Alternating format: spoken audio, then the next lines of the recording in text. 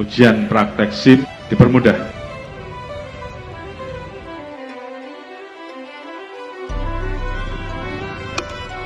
Ini masih dilihat sulit. Yang namanya angka 8 itu masih sesuai atau tidak. Kalau memang sudah tidak relevan, perbaiki. Nilai-nilai apa yang ingin kita cari dari seseorang yang kita uji untuk memiliki SIM? Yang penting adalah bagaimana dia menghargai keselamatan.